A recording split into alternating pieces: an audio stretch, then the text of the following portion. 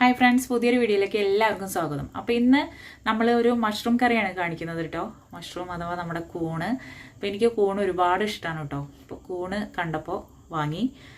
ഇടയ്ക്കൊക്കെ ഇങ്ങനെ വാങ്ങലുണ്ട്. കുട്ടികൾക്കും ഒരുപാട് ഇഷ്ടമാണ് കേട്ടോ. അപ്പോൾ ഇത് വെറുതെ ഫ്രൈ ചെയ്തിട്ടും കൊടുക്കാറുണ്ട്. ഇതുപോലെ കറി അല്ലെങ്കിൽ എന്താ പറയുക റോസ്റ്റ് ആക്കിയിട്ട് അങ്ങനെ കൊടുക്കലുണ്ട് കേട്ടോ. അപ്പോൾ നമ്മളൊരു കൂൺ കറിയാണ് കാണിക്കുന്നത്. അപ്പോൾ ആദ്യം അതിൻ്റെ പുറത്തെ തൊലിയൊക്കെ ഒന്ന് കളയുക. ഞാൻ ചെയ്യുന്നത് ഇങ്ങനെയാണ് കേട്ടോ. അപ്പോൾ പുറത്ത് അതിങ്ങനെ പൊട്ടിച്ചിങ്ങനെ നമ്മളിങ്ങനെ അടർത്തിയെടുത്ത് ആ തോലിങ്ങനെ പോരും കേട്ടോ. ഈ സമയം തന്നെ നമ്മൾ കുറച്ച് വെള്ളം തിളപ്പിച്ചതിന് ശേഷം അതിലേക്ക് മഞ്ഞൾപ്പൊടി ഉപ്പ് ഇട്ടിട്ട് നമ്മൾ വൃത്തിയാക്കി വെച്ച ഈ കൂണ് അതിലേക്ക് ഇടുക കേട്ടോ. കൂണ് അതിലിട്ടിട്ട് നമ്മൾ മാറ്റി കുറച്ച് നേരം വെക്കുക. അത് കഴിഞ്ഞ് കഴുകി വൃത്തിയാക്കി ഊറ്റി വയ്ക്കുക കേട്ടോ. അപ്പോൾ ഇനി അതിലേക്കുള്ള എന്തൊക്കെയാണ് നമ്മൾ മസാല ഉണ്ടാക്കാൻ പോവുകയാണ്. എന്തൊക്കെയെന്ന് നോക്കാം.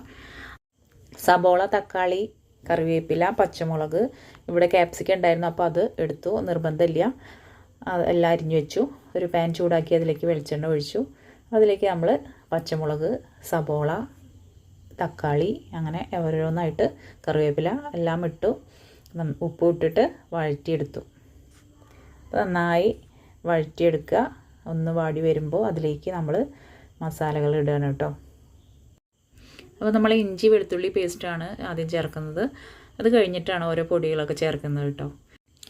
ഈ കൂണ് കാണുമ്പോൾ തന്നെ എനിക്ക് ചെറുപ്പത്തിലൊക്കെ കൂണ് കഴിച്ചിരുന്ന ഓർമ്മ, അല്ലെങ്കിൽ അത് പറിച്ചിരുന്ന ഓർമ്മയൊക്കെ വരുന്നുണ്ട് കേട്ടോ. കൂടുതലായിട്ടും അച്ഛനാണ് പാടത്തു നിന്നൊക്കെ കൂണ് പറിച്ച് വരാറ്.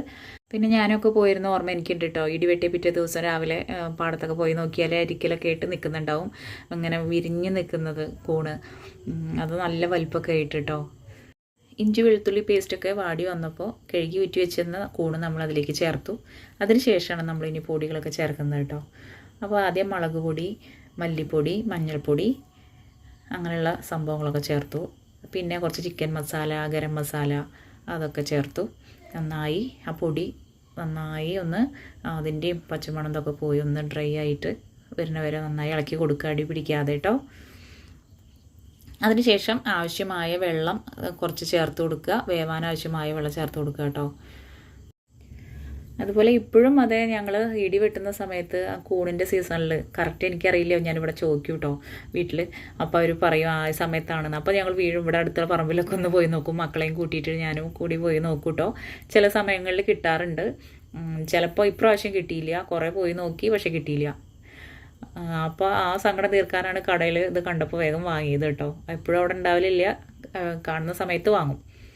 അപ്പോൾ നമ്മൾ അടച്ചു വെച്ച് വേവിച്ചു. നന്നായി വെന്ത് വന്നു. ഇത്രയേ ഉള്ളൂ.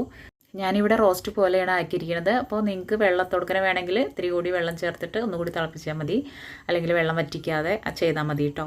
അപ്പോൾ ഇത് നമുക്ക് ചോറിലേക്ക് ഇത് മാത്രം മതി കഴിക്കാൻ. അതുപോലെ ദോശ, ചപ്പാത്തി എല്ലാറ്റിലേക്കും ഉപയോഗിക്കാം കേട്ടോ. നല്ല ടേസ്റ്റാണ്. എല്ലാവരും ഒന്ന് ട്രൈ ചെയ്ത് നോക്കൂ. ഇനി കൂണ് കാണുമ്പോൾ നിങ്ങളൊക്കെ കടയിൽ നിന്നൊക്കെ വാങ്ങുക, ഉണ്ടാക്കുക കേട്ടോ. മല്ലിയിലുണ്ടെങ്കിൽ അതുകൂടി ആഡ് ചെയ്യാം കേട്ടോ. ഇവിടെ ഉണ്ടായിരുന്നില്ല. അപ്പോൾ ഈ ചെറിയ വീഡിയോ നിങ്ങൾക്ക് ഇഷ്ടമായി എന്ന് കരുതുന്നു. പുതിയ ആളുകളൊക്കെ കാണുന്നുണ്ടെങ്കിൽ ലൈക്ക് ചെയ്യുക, കമൻറ്റ് ചെയ്യുക, അതുപോലെ സബ്സ്ക്രൈബ് ചെയ്യുക കേട്ടോ. Okay, by.